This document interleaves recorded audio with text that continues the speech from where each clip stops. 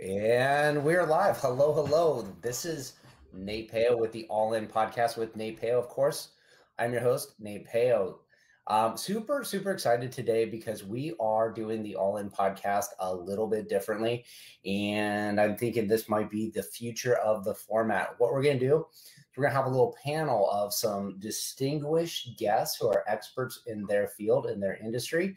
And we're going to be talking about commercial real estate. We're going to be talking about using social media to do things a little different than we have been doing in the past. It's nothing super new, super exciting in other industries, but I think the commercial real estate field has been a little bit behind the times and hasn't adopted the power of social media. So that's what we're going to do. That's what we're going to be talking about. We're live right now on LinkedIn, so feel free to add comments and ask questions in the comments. We'll post those up, give you answers. We got a chat going on as well on the event page. So if you've got any questions, you can drop them in there too. And if you know anybody that's interested, share this with them. So first off, I'm going to go through and let our distinguished guests introduce themselves. We have on my right, my left, I'm not sure which way we're looking at it, but it's Jax Anderson. Welcome, Jax. Hi, thanks so much for having me, Nate. It's a pleasure to be here and an honor to be live with Carrie and Melanie as well, two of my favorite people. So thank you. Give us a little insight into what your experience is and what your background is and what you're working on. Yeah, absolutely. So I'm the founder of the Anderson Group. And yes, we're officially a group because a lot of people are like, who's in your company? So I have a new co-founder, and her name is Kelly McCardo. Kelly, I think you're listening. Very exciting. And then Bryn Umansky is the leader of our branding and marketing and social media. And she does happen to be my niece, who I think is amazing. And I've been in commercial real estate almost as long as I've been in America. So I've been in America now nearly 20 years. It's my 20-year anniversary this year. And it's been 17 years since I've been in commercial real estate. And I've always been on the construction side. So I've either worked for GCs, architects, electrical contractors. And now what I do is I represent subcontractors and vendors. So yeah, turning things a little bit upside down and inside out in that particular market. And we'll dive into that a little bit later on. Awesome. Glad to have you here, Jax. Carrie, let's talk a little bit about who you are and what you do. Hey guys, well, I am so pumped to be on this panel. These are like my favorite people who, like, on a Thursday night, if I was just hanging out in the backyard, this is who I'd want to be hanging out with. So it's just such an honor to be here. My favorite people. I'm CEO at Carrie Bob & Co., which is a retail brokerage company here in San Diego. We do some work outside the market, mostly the Southwest. And then we also have Hello Jenny, which is a social media company specializing in retail properties and retail brands. And so we help retail landlords leverage the social media platforms towards leasing through a leasing lens. Like you mentioned, so many other industries are using social media that are far more advanced than commercial real estate. We're a little late to the game, but here we are and we're doing it. And so we're helping landlords kind of like bridge that gap a little bit. Awesome stuff. And last but not least, we have Melanie. Melanie, tell us a little bit about who you are and what you're doing. Hi, thank you for having me on the podcast, Nate. I'm so excited to be here with all of you, and I'm super excited to dig into the burning questions that I know a lot of the listeners have around social media and branding and how the hell that relates to commercial real estate, right? I work at Cushman & Wakefield, and I basically primarily do industrial. I dabble a little in office and retail, but mostly industrial in San Diego County. And my primary focus is North County. So I'm really excited to be here. And I represent a lot of tenants that are focused heavily on brand. That's kind of my niche, and super excited to share some more with you guys. Awesome stuff. So yeah. I'm going to pose my first question to Carrie, and it kind of revolves around how I got introduced to you was through our super connector friend above you, Jax. And she's like, you got to check out what Carrie's doing. She is taking social media to commercial real estate and doing things a lot different. And I was like, well, how could she be doing things differently? You know, there's what could you do with a commercial retail space or commercial leasing space or an office space? Like, there's not a lot of things you could do a whole bunch differently, but instead of just kind of showcasing some of the listings or the buildings or the property, she started telling stories. And I really loved what she was doing, because I talk a lot about building personal brands. Like, each of us has our own personal brand, how the world sees us, but a piece of property, does that have its own brand? Does it have its own life? Does it have its own personality? And the answer is yes. It's more than just the building and the land it sits on, but the activity and the people that interact with it. And you're able to draw those stories out and start showcasing the world what they're doing. So I found that was fascinating. So I'd love to get your take to start the discussion off. Where did you get your inspiration to taking social media to a different level with real estate, and where are you taking it in the future? Well, I think with the storytelling, it's interesting because I think there's different lanes that you can go with it. And so part of the people, some of the group in the Digital Army this morning did a panel at ASU's graduate school. We were talking about storytelling in commercial real estate. And as I had been thinking about it and preparing for this morning, I felt like I had 3 lanes that I kind of live in. One is just my personal brand or the brand for our company. I do storytelling to try and get business, whether I'm pitching a landlord or developer. And then once we win an assignment, there's a different storytelling lens to try and lease a property. So there's like, and the way you tell those stories is a little bit different. And I would say starting out with the personal brand, what happened was I started Carrie, Bob & Co., 0 clients, and nobody else was working with me. It was just like me in my home office. And I was just trying to figure out, what am I trying to say and what are we trying to put out there into the world? And so I started looking up retailer feeds, that brands that I really resonate with as a consumer, because I really didn't want to just be putting pictures of buildings up there, but I couldn't wrap my head around, like, what am I trying to say? And so I'm looking at Lululemon and Drybar and all these amazing brands. And I thought, well, if I had a product, I would take professional photos of this product and post about it and tell stories about it. Then it took me way too long to come to the conclusion that my relationships are my product. Like, that's why people hire brokers, is to connect the dots. And Jax, by the way, for everybody listening, is the best person I know for business development. And so I think hearing her speak on this will be really interesting. So I started out just doing a couple photo shoots with my friends in the industry, because my philosophy was, if I can Beth Bradford was actually the one that has helped me gain relationships through this. So Beth runs real estate for Fox Restaurant Concepts, the Sam Fox's brands. And so when I was building my website and just starting with nothing, I called a handful of ladies and was like, hey, will you guys just come and be in a photo shoot? Because I don't want to have just stock photography on my website. So that was how it started. And then the reaction I got from there is kind of like, little by little, taken on a life of its own. And now we're kind of like,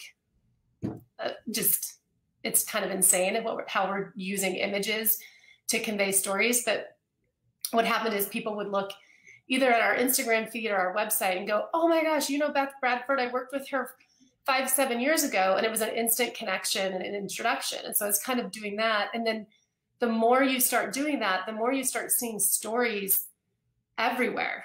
Like, if you're working on a property, it's not just telling the story of that tenant, like a boutique fitness operator. You can tell the stories of the trainers, or not just talking about the coffee shop, but talking about the barista in the coffee shop. And the more you dig, the easier it is to find other stories. Did that answer your question?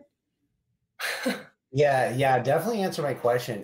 And what I find is this common thread is this people to people connection. And it's completely overlooked so much in business, but I think drastically overlooked in real estate. Because if we start talking about, like, hey, what are we going to talk about? If I was going to be building a social media presence around commercial real estate online, and I started thinking about, I'm going to tell stories, and then you start looking like, well, what should I talk about? What should I write about? When you realize life is your content and you apply that to a building, like, what is going on that property?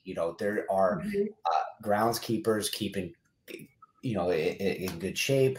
There's there's stories of overcoming adversity when you're getting it leased up. There's tenants moving out. There's fun things happening. You're talking about those barista things, and all of a sudden people aren't going to connect with the building. They're not going to connect with the logo. They're not going to connect with the realtor sign that's out front. What they are going to connect with is the personal connections. And when you can actually start involving other people into that discussion, like you talk about the tenants and the people that work with the tenants and the people that are associated with the property, all of a sudden the outreach is more exciting, and it trickles back out. And all of a sudden somebody goes like, hey, I saw you knew somebody, and like I'm making an introduction. So I want to take my next question to Jax, because Jax, you've been a huge advocate of heart-centered connections, people-to-people connections, and kind of dropping that professional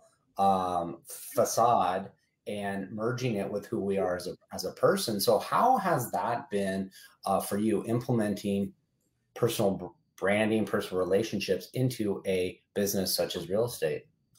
Yeah, so it's really interesting, and thank you so much for the very big compliment and shout out, Carrie. I really appreciate that. My whole brand is built around, and it's come very natural for me, is I'm very blessed in that I come from a family of storytellers. And I love to listen to other people's stories and understand where they're going in life and what they want to achieve. And in business, I might be meeting with a developer, but I don't want to necessarily know what they're building. I want to know what they're trying to create. Are they trying to create, what kind of a community they're trying to build? And sometimes though, that trying to get to that point with them, they'll end up telling me a personal story about them. And I actually was thinking about this afternoon when I was prepping to get on the call.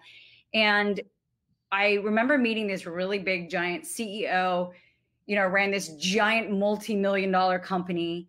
And I finally got the meeting after I don't know how many years it was to get this meeting. And we went to this breakfast meeting, and he ended up telling me, I asked him about his family, and he told me about his son. And his son was this great artist, but he was trying to figure his way out because he dropped out of college and was really worried about him. And then I ended up connecting him to all these other people, and it had nothing to do with real estate. And I think that we tend to forget in business, whether it's real estate or it doesn't matter what industry you're in, we forget that we're at the primary source.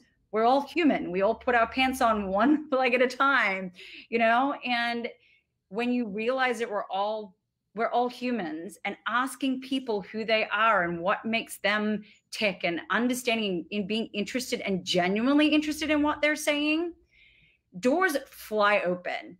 They genuinely fly open. And I think I have I don't know whether it's an advantage. I think it is that when I came to this country, I knew no one. I had $150 in my pocket, and through the years, I've just asked more and more questions, and I think that it's really important, is to ask the stories, and then you can share the stories later. And actually, Carrie's really inspired me to, how am I going to grow my business? And one of the things that she said to me over coffee about, end of 2019, Carrie. I thought it was last year. It was actually the year before. We were having coffee, and I was asking her about growing my business. She said something along the lines of, well, just think about the people that you talk to every single day. And I realized that's what I do. When I go in and I present for whatever job I'm presenting for, I'm not selling a product. I can have whatever flooring in front of me or whatever it is, but I'm selling the story of the people that are part of the product. And that's what people connect to. That's what they want to know. Moving forward, we've decided at the Anderson Group that we are going to start talking about the subcontractors and the women and the men that work on site, and what it is to them to work on a job, and how many kids they have, and what part of San Diego do they live in, and what's their life story, because we forget that. And I think it's a really, really important thing to reconnect, so that when we talk about the products, the building that these products are now going into, it brings life to that building. So yeah. Does that, I love that part where you're talking about when you're having those conversations with people, the product itself doesn't necessarily matter. So like most of the time, I know occasionally that there's not a pre-qualification. Sometimes some conversations slip through that shouldn't. But for the most part, if you're at the table, there's been a decision made that there's at least a certain level of pre-qualification that you met to be at this discussion, right?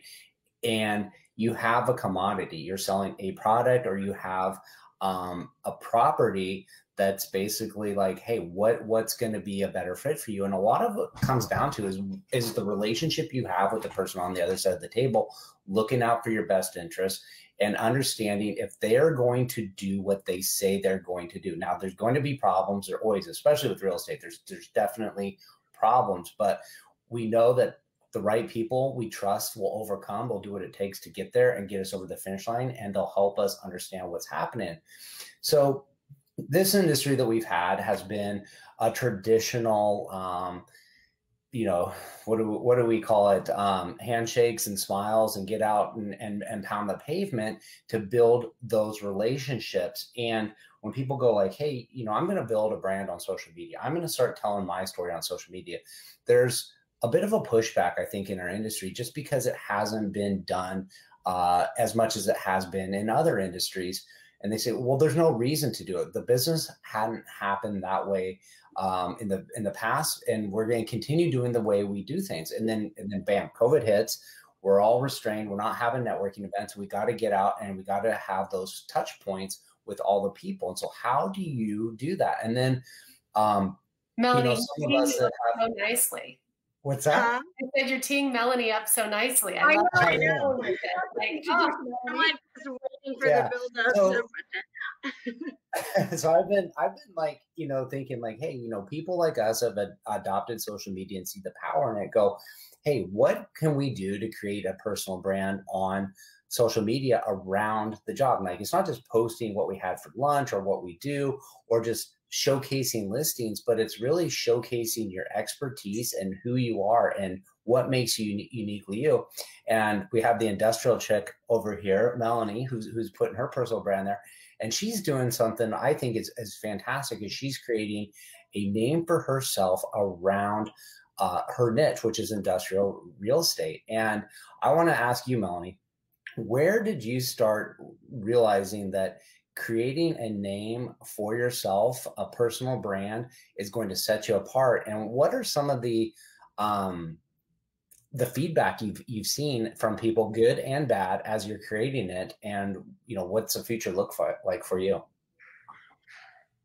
Yes. So I have always been big on relationships, and I was at Ryder Truck Leasing for almost 7 years before coming over to commercial real estate. I was in a different market. I had created a brand. I knew myself. I'm sorry, people knew me. I think there's a little bit of an echo. Is that happening on y'all's end? We can mute. Oh, maybe it's my computer. I don't know. So if it's good for you guys, I'm good. So when, always been big on relationships. And when I was at Ryder, I sold a service package. I sold a product. And one of the things that had me leave that career was knowing that I had the confidence in myself and that I could sell myself in this particular business, but maybe, having more potential to connect with people, right? Because when you're selling a product, you're limited to what that product can offer. And that's your service that you provide. So I always was interested in commercial real estate, but coming down here, I had no connections. I didn't know anyone. It was a new market and it was a brand new industry. And it took me probably about 1.5 years in the business to see things in a way of, there's got to be a better way. Like, there's got to be a better way to connect with people and for people to connect with each other. What I found was in a lot of commercial real estate, I think people, they hold the information very close to their chest. And that is, important in some situations and instances, but in others, I come from a place of collaboration, of supporting each other and of helping each other grow and connecting landlords with tenants, right? We are the broker. We are the intermediary. We're not marrying that tenant for the next 5 years or 7 years or 10 years. that landlord and tenant are going to be in a relationship for the long run together. And what you guys had said was, you know, when you get to the seat at the table, there's obviously some trust that has been built, right? But how do you get to the table? How do you get that seat at the table, right? And so one of the things that I really wanted to just focus on was everyone was doing the same thing. Like all of the brokers that I saw, if they have social media around here, they're using it as another listing site. I have 5 listing sites. You know, I wanted to be able to, and very much inspired by Carrie, Bob, and the commercial real estate digital army, and We Are Hello Jenny, and everything that she's doing, because I'm not even in retail, and I'm like mesmerized by this, and I'm captivated by the pictures. And I started to really just dig into what she's doing, and we had a good meeting, and I had already been building this in my mind of kind of like, how is this going to look and how is it going to be? And you know, one of my mentors had said, if everyone is doing it one way, his name's James Cho at Vessel, so if you're out there listening, this is a shout out to you, James. But if everyone is doing it one way, do it different, because you're going to be noticed just because you're different. I'm the only female commercial broker that focuses on industrial at Cushman & Wakefield in all of San Diego County.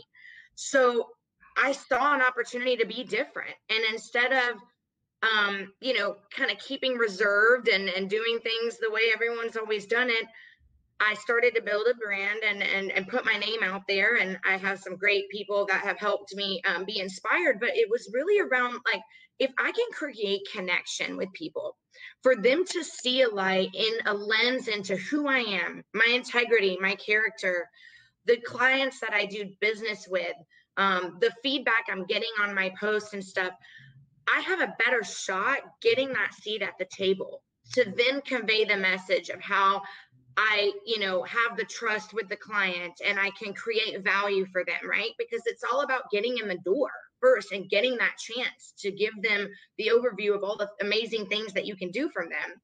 So, you know, starting the Industrial Chick was a way for me to share with the world a little bit about me, but also some good information that they may, like the average person may not know or may not have access to, and start to really create connection between the companies and the commercial spaces as well as the community, right? So I'm focusing on like that lifestyle, like active lifestyle brands. I mean, San Diego is a small niche community, and we want to maintain this lifestyle that we all know and love. And so how can we create more connection for people to know like what's going on behind the scenes? You always see like so-and-so signed this lease of 150,000 square feet and everything is great and everyone's happy. It's like, but no one sees the BS that went on behind the scenes. You know, how many buildings failed, how many negotiations were wrong, how many brokers showed them the wrong building that had absolutely nothing to do with what they were looking for. So I wanted to, you know, create a platform for people to come and have a connection point. And again, you know, just shake things up a little differently. I know that commercial real estate is behind the curve in this. Retail is, you know, is getting on board, but industrial, I think, it's probably the last sector that would adopt a social media strategy for marketing. And I don't think it should be. With the e-com boom and everything like that, a lot of these, you know, big industrial warehouses, they supply retail products to our consumers. So hope that answered your questions, and would love to hear any additional feedback. You're on mute still, Nate. Nate, you're on mute, dude.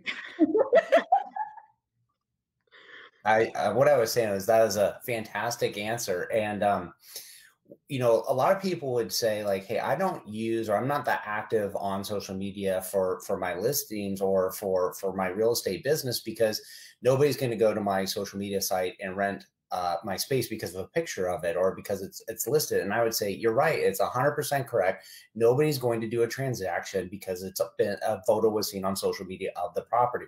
But what they will do is they'll go in to do business with somebody that they recognize the experience. And so that experience could be what's going on, like what Carrie's doing is showcasing the property and how exciting it is. So if I was a tenant wanting to move in there, I'm seeing like exciting stuff like, hey, there's going to be a lot more excitement, promotion to be in this property than maybe at somebody else. I'm going to lean toward going that way.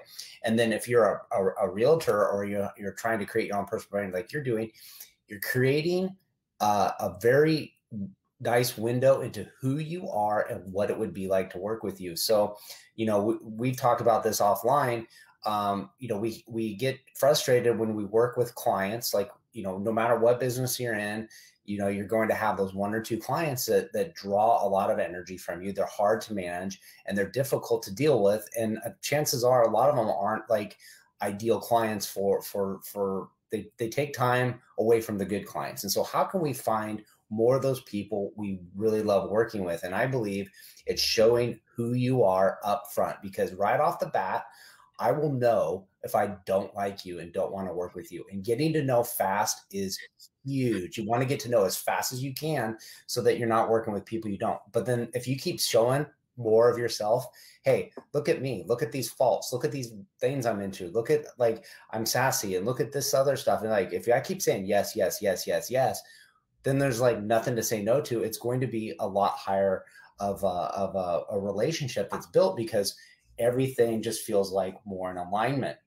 And when you're working with somebody that you trust and they've shown how that they work, it makes the transactions, I think, go a lot better. And it's going to build more hype around you. It's going to be more transparent about what it is to work with you. And it's going to draw people more, back to you. And you're showcasing things on your platform, like that give insight to who you are. And if I just met you or I saw your LinkedIn profile picture, like every one of us is going to make an assumption of who you are, what you're like, and whether it's right or wrong, we've made it a first impression.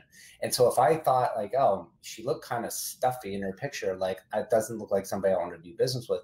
But then I see on your Instagram, you're doing aerial classes and you're wearing like a leopard print purse and like you're talking like a sailor from time to time. Like also I'm like, hey, that's somebody that's kind of fun and kind of cool.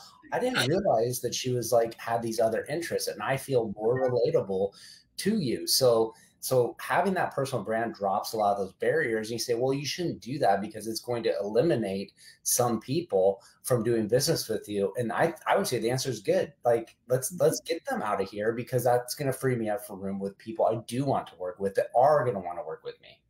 Totally. And the feedback has been positive for the most part, but I have had, some people question whether my methods of creating a brand are going to achieve any revenue results. And I agree that it absolutely will. Are we going to be able to trace that person hired listed and you bought a building online? Probably not, but it is powerful when you can walk into a room and people recognize who you are and they have that insight into your life. And I also, as a salesperson, right, the hardest thing that we do is say no to a client that, even though we know maybe it's not the right client or it's going to be a time sucker, we're salespeople, so we tend to say yes and try to just take on more. And to your point, that doesn't free up the time to really dedicate to the right client. So I think before I was maybe a little reserved and putting this all out there, right, Nate, and we had a call and about the content, you're like, just be raw with what's going on with your day to day. So the other day I was out cold calling and, shot a video about how it's not my favorite thing to do. It's a necessary evil, but, people are authentically seeing me, for who I am now, and the right client will be attracted to me, to working with me. And then that's going to be a symbiotic relationship for the both of us, and it helps me really prepare my time accordingly to give the most to the clients that, are, I guess, seeing the value that you have to bring to the table. Can I speak really quick about the cold calling thing? I've actually bought that. I was really impressed with that. And it opened my eyes to something. And it was interesting. I was on a call earlier today with someone, and I mentioned, we were talking about cold calling and how to make it warmer and whatever. And I mentioned you, and I said, go stalk the Industrial Trick because she's got some amazing posts. And it was for that reason, because you were so vulnerable and showed that you do cold calling. It was amazing, you know. And it's that it made you human. And I don't know whether anyone else saw this the other day, but there's a book called Tribe, and there's a quote in it about that we've dehumanized humans, and that's what's wrong with the planet. And I haven't forgotten that, and someone just posted that just recently, and I was like, oh my goodness, I forgot. And that's what's happening in our industry. And I think for me, I'm new to the social media game because I've always been told my personality is giant. So I'm always like afraid to put stuff out there, right? But the three of you are so inspirational. It's amazing. And to watch the three of you learn and grow from each other, it's incredible. It's exciting. It's fun. And honestly, it's a privilege and an honor to watch all of this happen. It's so exciting. And I loved that video that you did, Melanie. Like, I really loved that. Well, Nate, I think that's that's a little proof in the pudding that what you're doing is being talked about, and that's what we want to have talking. Somebody referred you. If you hadn't posted that video, Jax has no story to tell somebody to check it out. If you just told her on the phone, like, hey, I got to go cold calling, she's got no story to say, but she can send somebody to your page. And I think of it a little bit like there's a few years back, I was living in Temecula. And there was a gal, I think she was doing insurance, so it's not really real estate, but her car was like all wrapped with her insurance, and everywhere she went, like everybody knew if like you needed insurance, you called Julie No. And that was kind of like what a lot of realtors would do is like, hey, if I can be seen everywhere in my niche, I'll have awareness and people will call me. And this is the same thing that social media does, is you're being seen everywhere. It's not replacing everything you do. It is adding and reinforcing who you are. So I want to ask Carrie, because you're kind of a pioneer in convincing landlords to let you do this for them. And most landlords don't want to spend any more money than they have to, and they just want results, and they want to do things the way they've always done it. So what has been your feedback with implementing this, and what has been maybe some of the pushback you've seen in the industry regarding what you're doing? You know, not everybody is a believer that this is the way you do social media for real estate. We haven't gotten a ton of pushback that this is not going to work. We do get people say it only is going to work for like the sexy centers. And that's not true either. We kind of thought that too. And then I had a client call that has a big box center in Vista, North County Square. And he was like, I want you to practice on North County Square. And I was just kind of like, I don't know, you don't have any local, you know, it's all. Can you talk a little bit about, since a lot of people might not know North County Center Square is, but like, who are the tenants that are in there? Give a little bit of perspective on what this piece of property looks like so we can put it into context of, you know. Yeah, that's right. It's a Target, Walmart, Ross, Old Navy, Sally Beauty. You see them all across the country. It's the same power center. You know, you could name the lineup across the country. It's a great project. I go to that Target all the time, spend too much money. But we thought our strategy was going to work for like the lifestyle projects and all these really sexy centers. Like Paseo and yeah. And so I told him, I was like, why don't we just test it before we sign like a long-term thing? Let's just do a couple months and let us figure out if it's going to work. And if it doesn't, high five, we gave it a shot. If it does, great. And so we went, and because of our connections on the real estate side, we met with Target, we met with Ross, we met with Sally Beauty, and we did our photo shoots on site. And it's very much like ICSC, where you have 30-minute increments and you just go tenant by tenant by tenant, and you shoot their product and shoot their people and all this stuff. And at Target, I had actually called some of the preschool moms from my boys' preschool class, and I was like, hey, do you and your kids want to come be in a photo shoot in Target? And like, what mom doesn't want to be in Target? And so we had these amazing images, at the property. And what happened was Target started using our content. Sally Beauty started using our content on their corporate feed. And so we started seeing that landlords are investing in their tenants, both in brick and mortar and in digital. They're driving sales to all platforms for their tenants. It's a huge competitive advantage. And so we don't get a lot of pushback on that. Plus, the social media fees can be passed through the triple net charges because it's a marketing fee, and you're creating content for your tenants. And so your tenants then don't have that line item in their business. And that's a huge value add, especially to the local or regional tenants. And so that's been really fun. And one thing that I would say as I was listening to Melanie is, to anyone who's like looking at this feeling overwhelmed or uncomfortable about growing your personal business on social, we all felt that way. I mean, did any of you want to get on camera or be in a video ever? No. I'm super uncomfortable about it. It's so new, you know? I mean, no. Nobody wants to do it. But the average attention span on social is 3 seconds. So cut yourself some slack that no one's going to be like critiquing you too hard. And then there are going to always be people who make negative comments, but they're far outweighed by the people who are rallying and supporting you. And I would tell you that the connections that I've made on social are so important. Jay, my partner at Hello Jenny, I met through social media. I've only met him in person once. And we built this whole company this last year through Zoom calls, and we met through social. And when Melanie was talking, I was just thinking about how important the personal brand is. And probably over the last month, I just had a big awakening of my own. You know, I've spent so much time trying to build this Carrie Bob & Co. brand, which I think was time well spent. But it's way more important to invest in your people and help your people build their own personal brand. Because if we own a company, we're only as strong as our people. And people want to connect with other people. And so, Jax, even when you were talking about the products, when you're in front of that person, if they feel like they already know you because you're showing them parts of your life, they're going to trust you a whole lot more with whatever you're talking to them about.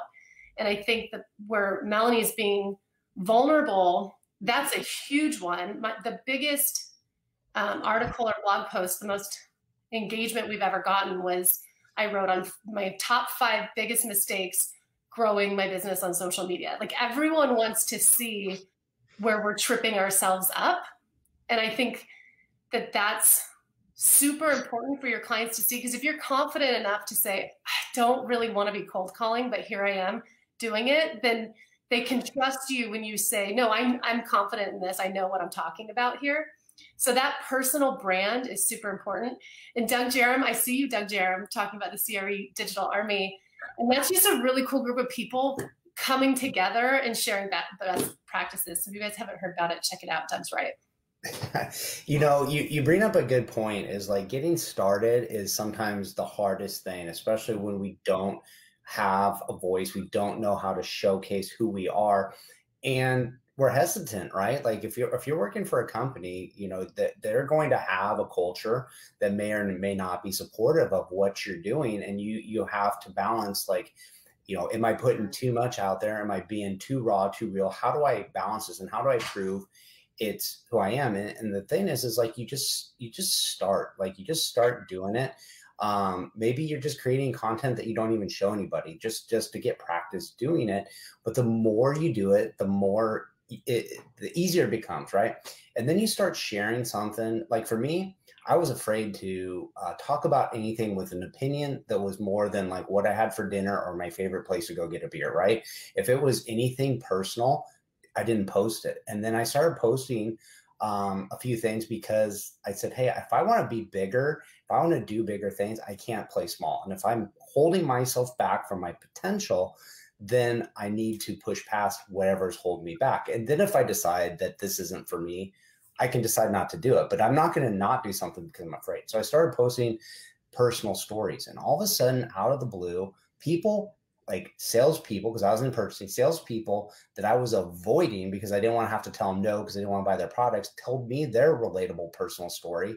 And I'm like, oh crap, like I had this different image of who you were. So I was avoiding you. Now I feel like we have something in common. Now I've developed a friendship. Now I've developed a relationship. And then, like you said, I've met a ton of people through social media, a lot of it through LinkedIn. I'm a big advocate of LinkedIn for growing your network. And I'm collaborating with people, doing business with people I've never met in person before.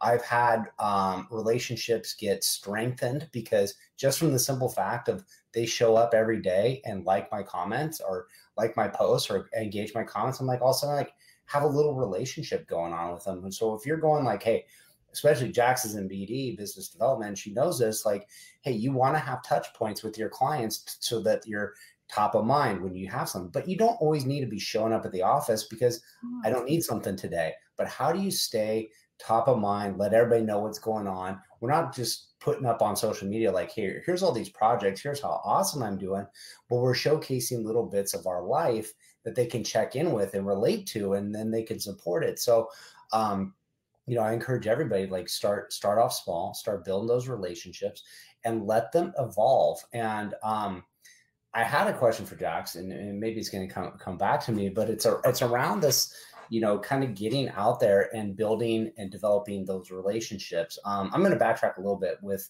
a story. I had a professor in my MBA program, and he was a CEO of a commercial real estate company in Orange County. When he took it over, they were trying to figure out how to grow the business, and they really realized up front that their business wasn't in the properties and the tenants, right? Their business was who their brokers were, right? Because the brokers brought the tenants, they brought the business to them. So they realized that their message, if they wanted to be successful and grow, needed to attract the best employees or the best brokers there that they wanted to work there over anywhere else. So when you start talking about supporting your team, supporting their personal brands is help your team leverage a personal brand. And you say like, oh, well, they'll maybe get so big that they'll leave and start their own thing and take all the clients with us. We'll make it so awesome that they would never, ever want to leave, because there's things that they don't want to do. They don't want to pay the bills and do the accounting and keep the lights on these buildings. They just want to go do what they do. So make it so awesome that they could do what they do, that they would never leave. So Jax, I want to talk to you a little bit about building these relationships and understanding your team, and how do you get people kind of bought into the mission that you're on when you're trying to do things differently than the way it's always been done? Because I know you're in the middle of growing a team and looking at sales and business development in a completely different manner. Yeah, I am. I've always been a little bit different in the sense that I remember, and I think you and I talked about this on your podcast, Nate, my very first interview, I can't remember, but I was given the best and worst piece of advice in my very first job in commercial real estate. And so I was working for a construction company that was also a development company. And the big boss gave me this piece of advice one day, and I looked at him and just was in astonishment. He said, there's a work face and then there's a home face, and never shall the two meet. And I was like, what? Like I couldn't wrap my head around that. And I didn't come from a family that had that kind of business model. And I don't think that Australians have that kind of, I don't know. And it was just one of those things I could never quite wrap my head around. And so I tried it for a little while and I kind of floundered. That's where I had my biggest failures, is when I would put on the face that everybody expected me to have. And when I started taking down my walls and being super vulnerable and doing things that inviting people into my life in places that I love. For example, some of my biggest success stories of business development had nothing to do with taking someone to a fancy dinner or buying them a big, giant, whatever. One of my favorite things that I ever used to do was I used to run marathons, and I used to get together with a group of brokers and we'd run. Well, actually, let me rephrase that. I would run behind them. They were so amazing, but we'd get together at 4:30, 5 o'clock in the afternoon. And the great thing was, you know, and nothing against going to a bar and having a few drinks, but they were getting out and they were being healthy and all of those sorts of things. Cause I'm also very sensitive, you know, especially to like when there's, you know, gentlemen that have children and they need to get home and all of those sorts of things, right? And even women that have to get home to their kids. Go do something that is going to bring value to their life that you enjoy and invite them into that, because then they see the real you. They saw me sweating, no makeup, no fancy hair. They saw the real Jack struggling to run up Torrey Pines Hill and, you know, all these other crazy places like Mount Soledad. Like, don't even get me started, you know? And that was when you're vulnerable in that moment, they're going to share with you things. And I don't think I ever had to say, hey, can you get me in the door here? They were opening the door for me. Like, right. I don't, and right. I also feel comfortable now, right? If you want to get inside a door with someone that has seen you raw and vulnerable, I don't feel bad about going to someone and saying, hey, do you mind opening that door for me? Because I can't get in it, because I know they know that I'm not coming to them for just that purpose. They know me and they want to help me grow. So when you invite people into your life, they want to see you grow and become a better person and be successful. And then you gain that mutual respect because you want to help them in their business as well. I mean, it's super funny. I get a lot of feedback from, you know, there's a couple, I mean, I refer business to brokers all the time. And I've been told that I'm one of the very few business development people on the construction side that ever do that. They go, you're the only one that comes with your hands saying, not with your hands just out. And it's really interesting because I was speaking with Melissa Stern earlier today from CNS, and she's exactly the same way. She does not just come with her hand out. She's always like, tell me your story. Who are you? Like, how can I help you grow? And she has this amazing spirit about her. And so like, if she ever came to me and said, hey, I need to get in this door, I'd do, even if I couldn't get in the door, I'd help her get in the door. And to me, that's what relationships is. And I know, Melanie, you and I talked about this, is true connection creates community. That's the tagline for the Anderson Group. So. I was actually having a conversation with a guy in marketing, and we were talking a little bit about what the future of networking and building rapport and stuff is. And we've been here, we've been doing the Zoom calls, and we're building relationships with people. We're breeding this familiarity.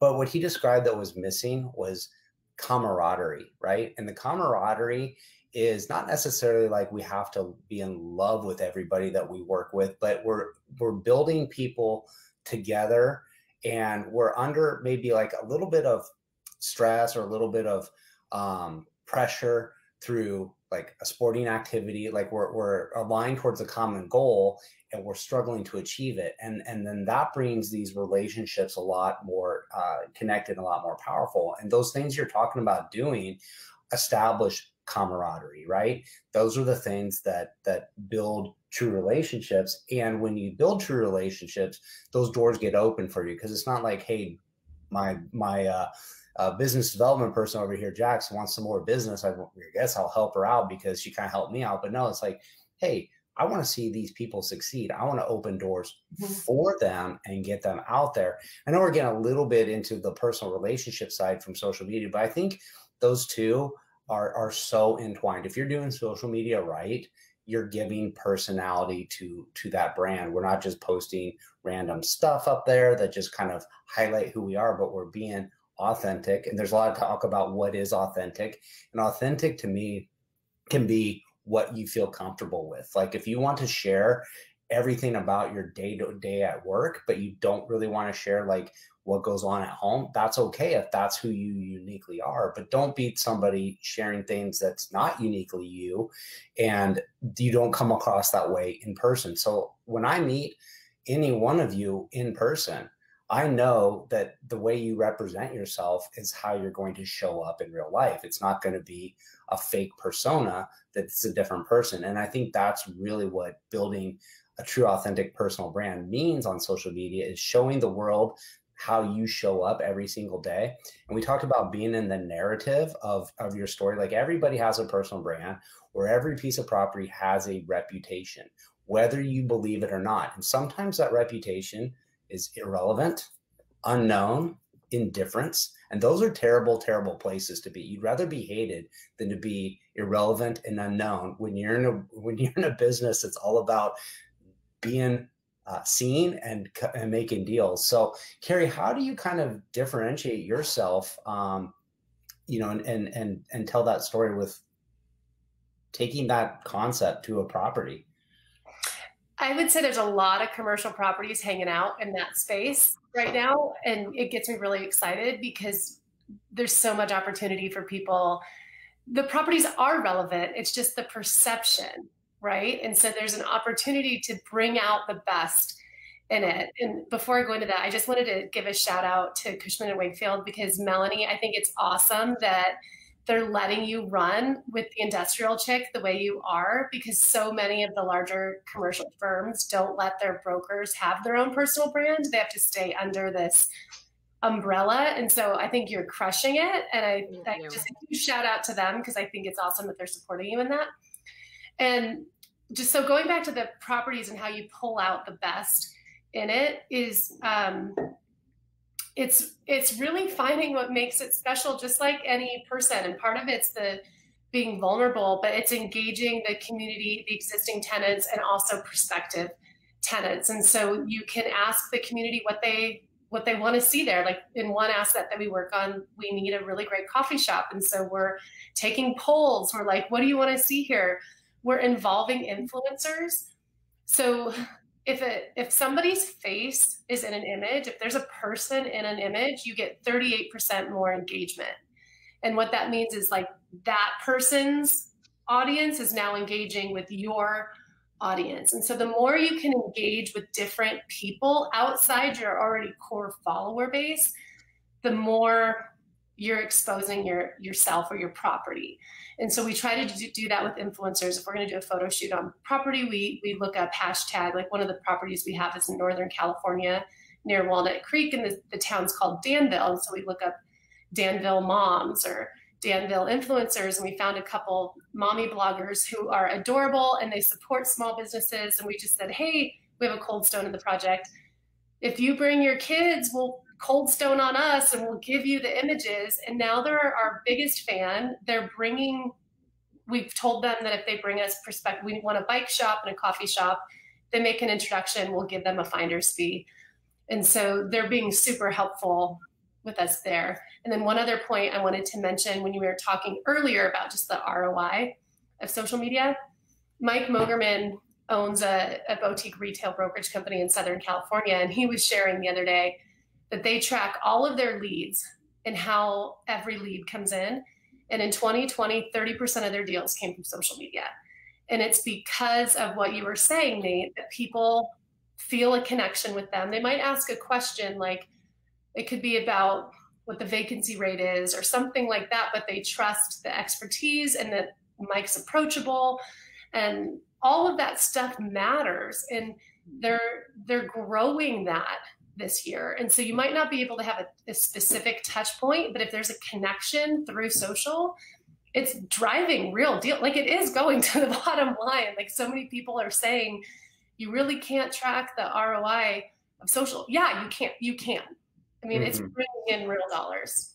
Well, I wanted to add to that is you don't necessarily start off with this intention of creating a personal brand, but it leads to other things, and it's led to you creating Hello Jenny. And so, you know, we talked about this, Melanie, is like, hey, if you're out there, you're creating a personal brand for yourself in your industry to get more leads for your business, right? So you're out there creating leads, you start being kind of seen, you're known as the industrial chick.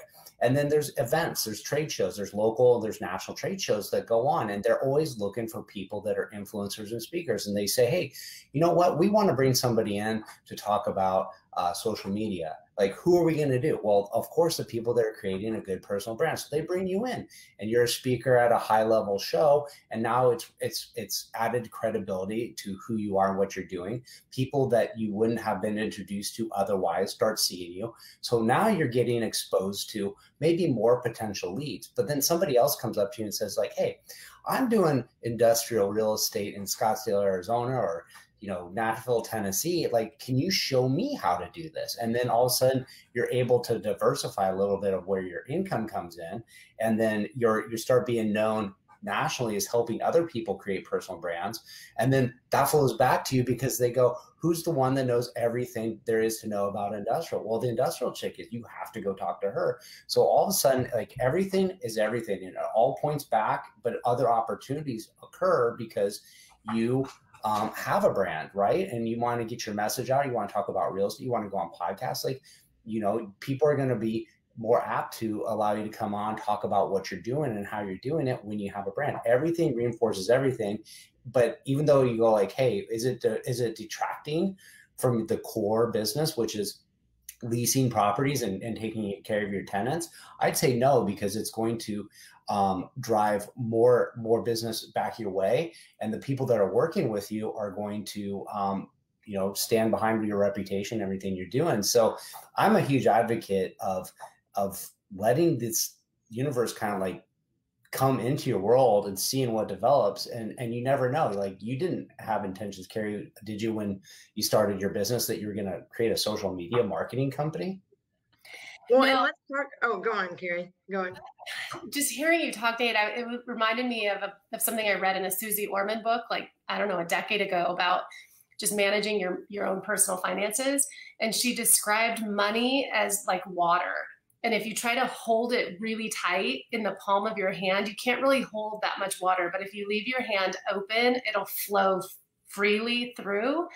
And it's the same kind of philosophy with using social media and making those connections. If you're holding it really tight because you're trying to gain something from it, or you don't want to give away too much, it's just not going to work.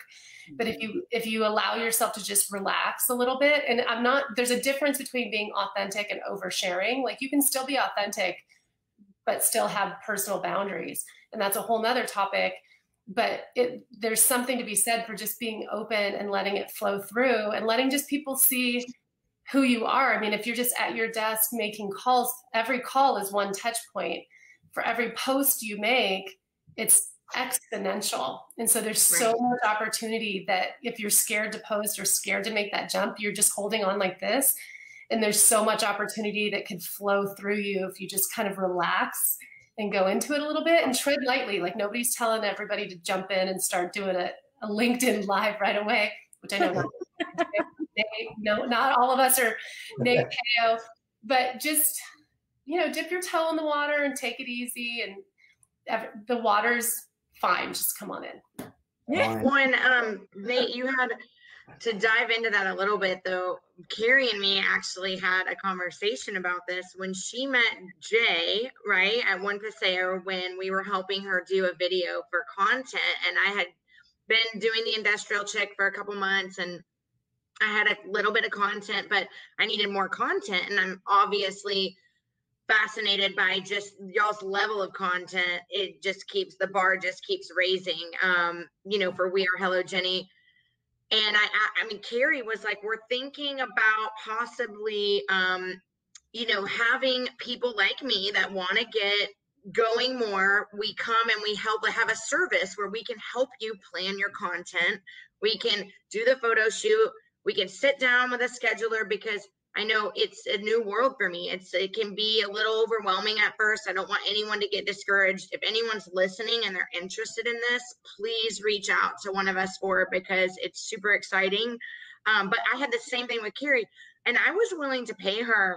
I'm like, I will pay you if you can help me with this. And they're doing so well that they are like, right, Carrie, you're not going to have that facet of the business just yet, but it was something, to your point, Nate, that you can create a whole nother revenue stream out of this if you get good at it, because there's people. And I know me, Jamal, with the Ocean Company, Rebecca May with Dempsey Construction, like we'll be your first clients, like lining up. So here, I'm going to tell you guys, this is all for free.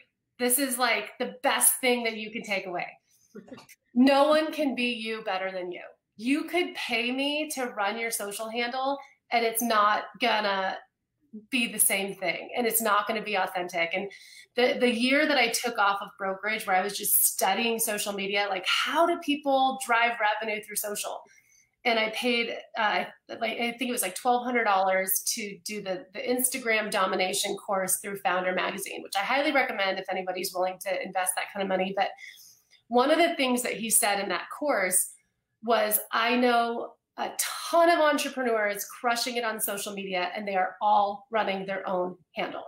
And so I could create content for you. I could write your captions. I could do all of that, but it's not you. And so your secret sauce is you. And part of how we got to Hello Jenny is because I hired a social media company, and they were great and they were awesome. And I learned a ton about social media by watching how they ran my handle. The problem was my engagement rate went down because they couldn't speak the language of my audience. And so when I took it back and took the time to invest in it, that's kind of when the trajectory really went off. And that's when we saw there was an opportunity for retail shopping center owners, because there's just a disconnect in the language. For individuals, it's really, really different. And so I would say for anybody listening, and Melanie, you're far beyond this because you're creating great content and you're doing amazing things. So this is, you're like, you've graduated.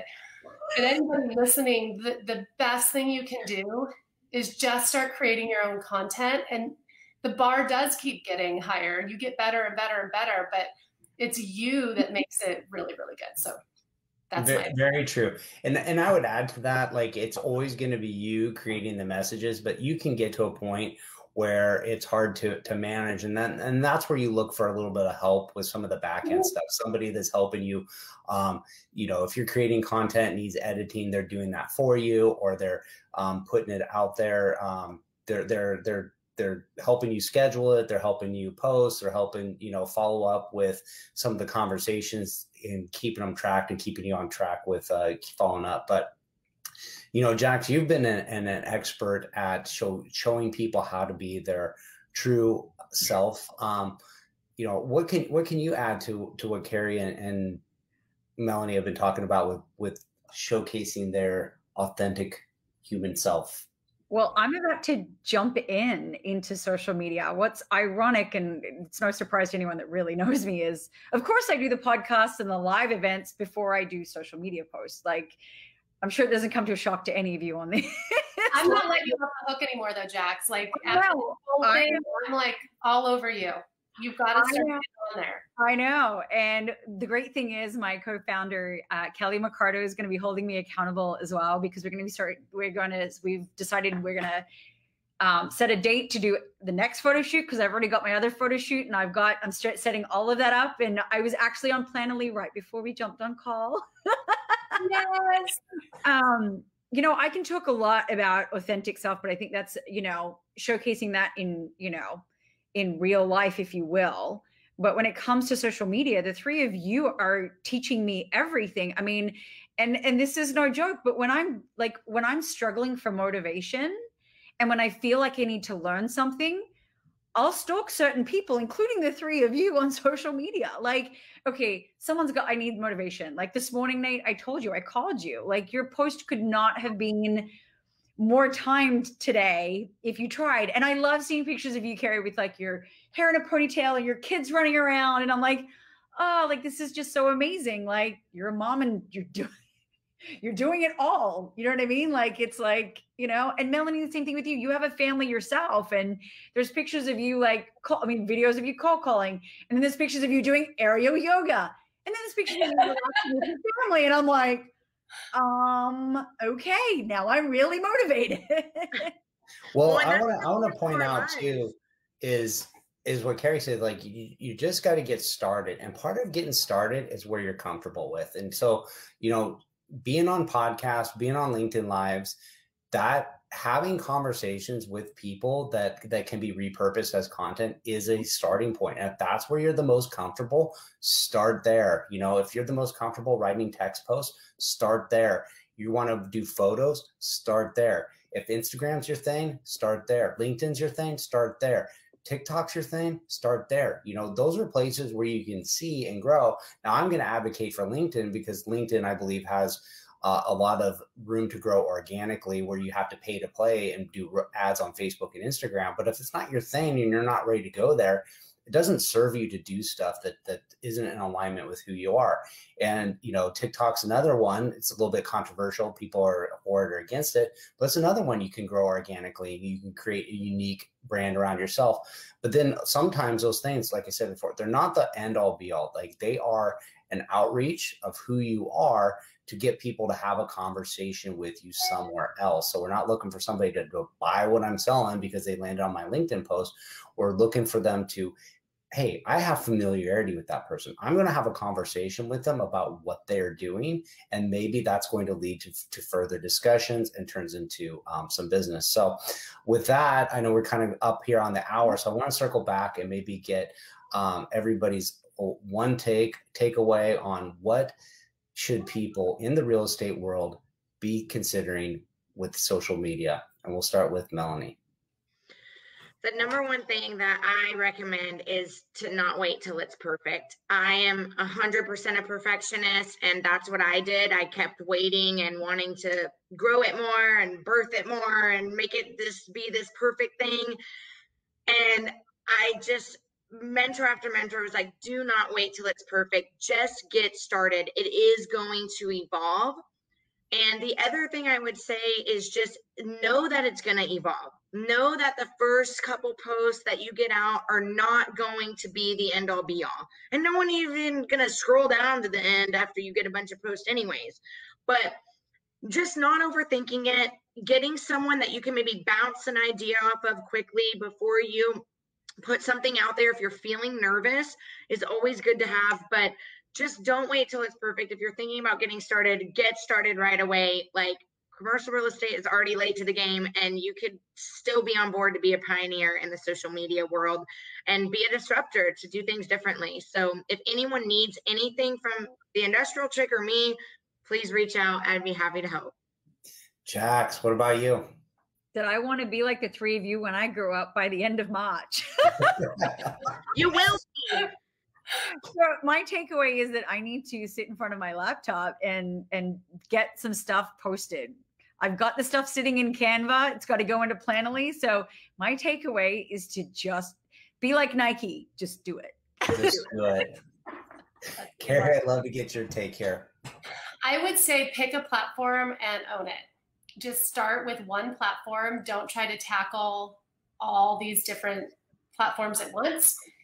My suggestion would be to start with LinkedIn. I started with Instagram, really owning it. It's a lot harder to grow on Instagram. I think LinkedIn is a lot more user-friendly, and you can really make a bigger dent on the business side through LinkedIn. And everyone's pretty friendly. Like, I haven't had any nasty haters on LinkedIn ever. And so don't be too afraid of LinkedIn. Just pick one platform, own it, and it will help you grow the others as well. I would agree with that. I'm a huge advocate for LinkedIn. I agree with that, what everybody said. And my takeaway is this. If you think personal branding is just a fad and it's not here to stay, I would say that you're going to be proven wrong wholeheartedly. The personal brand, I think, is going to extend just beyond business development, salespeople, but it's going to be the future of the resume. It's going to give you an insight very quickly into the person of whether they're a right fit for the project you need them for.